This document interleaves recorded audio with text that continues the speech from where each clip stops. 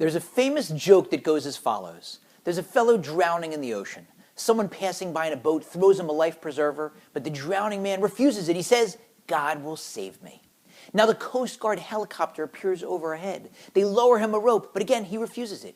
"God will save me." So of course, he drowns. He goes up to heaven. He says, "God, why didn't you save me?"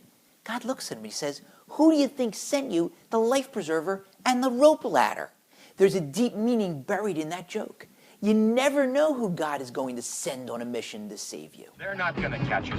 We're on a mission from God. So when that help comes, no matter how unlikely the source, you grab it. But that leads to a very difficult question about the beginning of this week's Torah portion. We're told that 2 years have passed. 2 years from when we left the hero of our current story, Joseph, Yosef. He's still in the dungeon.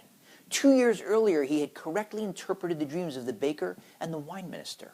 He told the wine minister, "Your dream means that in 3 days, you're going to be placed back in your post.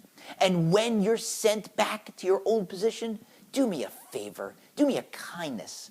Remember me to Pharaoh so that I can get out of this place." The commentators tell us that Yosef was punished for placing his faith in an Egyptian wine minister instead of in God. But 1 second. Didn't we say before that if God sends you help, if there's anyone out there that can help you, you ask for and you take that help? Help me, Obi-Wan Kenobi. You're my only hope.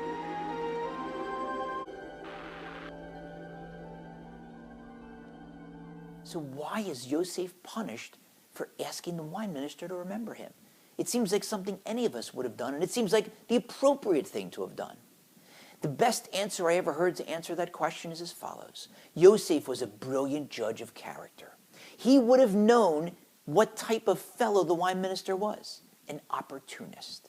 If it would help the wine minister advance his career or ingratiate himself with Pharaoh, with Paro, he'd remember Yosef whether or not Yosef asked.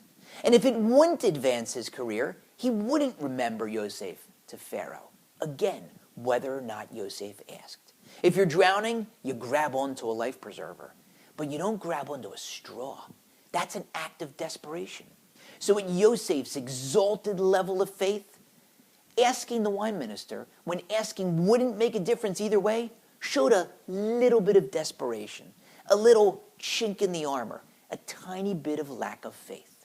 Now Yosef is a tzaddik, as an extraordinarily righteous person. He's different than you and me. He's held to a higher standard. For us, it might have been okay or appropriate to say to the wine minister, "Hey, I did you a favor interpreting your dream nicely. You owe me one. Do me a solid." But not for Yosef. But that's meant to teach us a lesson. Once you figure out the amount of effort you're supposed to put into life, which differs for different people depending on your level of faith, the greater your faith, the less effort you may have to put in. Just enough to make it look like it's not a miracle when God helps you out. But once you figure out how much effort to put in, and you put in that effort, save yourself the aggravation. Save yourself the lost sleep. Save yourself the medication. Save yourself the fretting and the worry. Just realize you can control your effort, but not the result. The result is in God's hands and His hands alone. So place yourself in those loving hands. Realize that whatever happens, that will be the will of God. That's what He wants, so that's what I want. I'm not going to worry. Worry won't help me. Prayer might help, but not worry. Just keep the faith.